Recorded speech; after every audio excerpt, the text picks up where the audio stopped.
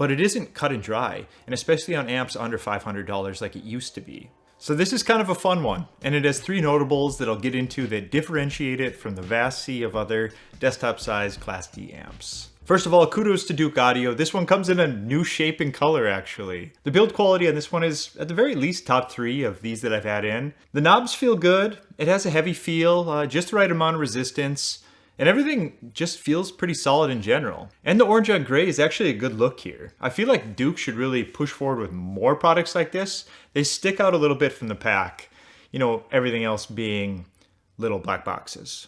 So notable number 1 here. Almost everyone right off the bat is gonna come in and say, why does this have 2 volume knobs? And while I can't say for certain why they went this direction, I can give you a few reasons why it might be beneficial to you. Number 1, maybe you have bad ears, and I'm talking hearing loss in one or both ears. If you have hearing loss in one ear, this is going to allow you to dial in closer to a balanced delivery.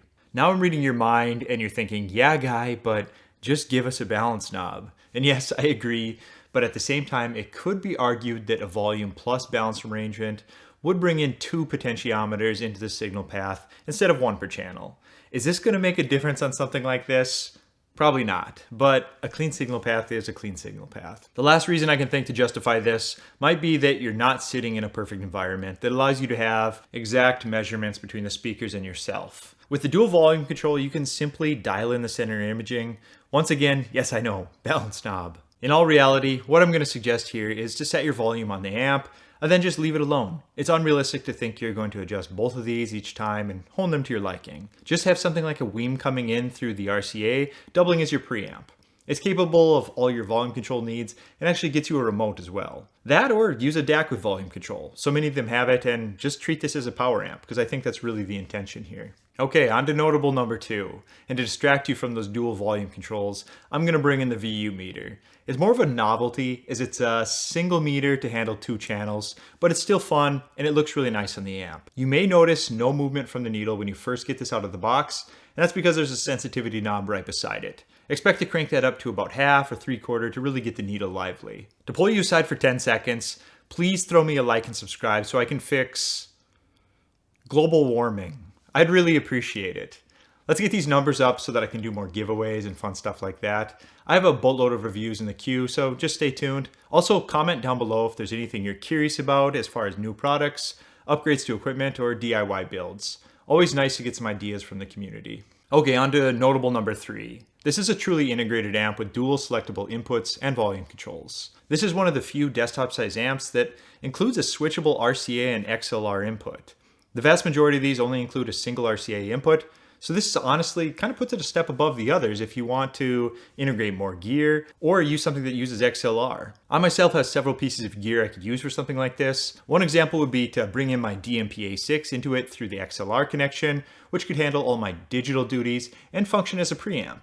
I then still have an option to bring in a turntable into the additional RCA. Basically, more the merrier as far as connection options go for myself. Some other noteworthy points here before jumping into the sound review. The amp choice on this one is a favorite of mine on these amps.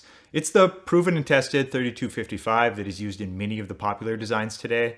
It's actually one of the things I look for on these. This one is fed with a 32 volt 5 amp power supply, which is a little above average that is generally included with these. You could push this up to a 48 volt supply. There's a number of options out there, but just do your due diligence first, as many of these off-brand power supplies don't produce what they advertise. The included power supply in this one will produce roughly 80 real watts at 4 ohms and around 50 at 8. It's not 600, but 80 usable watts is actually a great number that will drive almost anything as long as you don't live in a warehouse. And if you want to get frisky, pick up that 48 volt and push it. You should see over 100 watts per channel. This one also has RCA preouts, so you can connect this to a powered sub of your choosing without the need for any 3.5mm adapters like a lot of these have. The RCA outs won't have any internal filtering for the sub frequencies, but that's not a big deal as all of these crossover adjustments are covered on basically all powered subs today. So you really shouldn't have any problems there. Now let's get into the sound review. I think the perfect pairing for an amp like this is going to be something more on the warm side. As I write this, I'm listening to them on a pair of Polk LSIM 703s. It's a great speaker, but certainly not a detail hunter.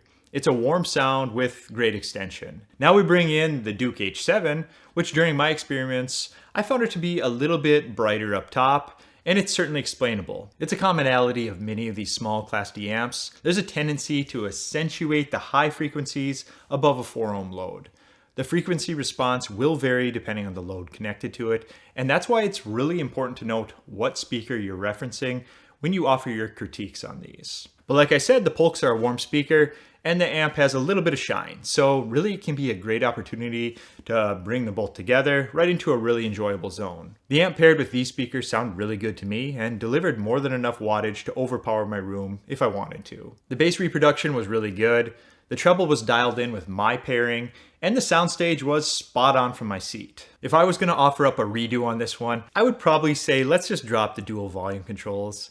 It's a bit cumbersome for many users. It does work, and I feel like it does have value for the right people, but I think it's best to keep it simple on something like this. It would also be kind of nice if the VU meter sensitivity knob also doubled as a dimmer or off switch for it. Say when I turned it fully counterclockwise, it would just turn off the light for it. I like it, and I do think they implemented it really well in the amp enclosure, but sometimes it's just nice to dial down the lights. Beyond that, I really don't have anything else.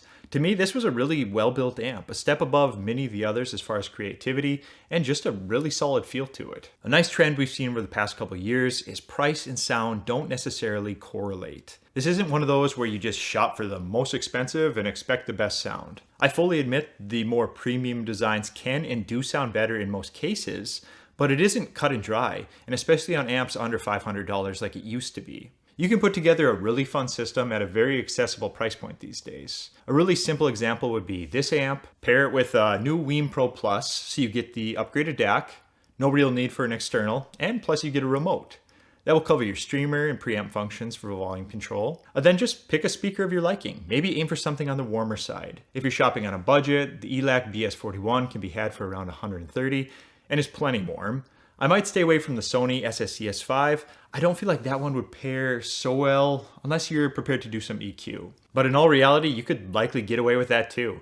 The latest Weem update brought in a parametric EQ, so your options are really open here. My point is, have some fun with these, whether you're building your first system, just experimenting with Class D, or putting together a second system in a different room. I feel like a lot of people I know playing with these are setting up a second system in their office, garage, bedroom. I've even had a couple of people say bathroom. So you just do you and keep on listening. Thanks for watching today. Please like and subscribe if you're into this kind of content. I would appreciate it as always. Take care and talk to you later. Oh, and don't forget, let me know down in the comments if there's any products that you're aware of, anything you're interested in, DIY projects, upgrades, things like that. Let's hear what the community has to say. See ya.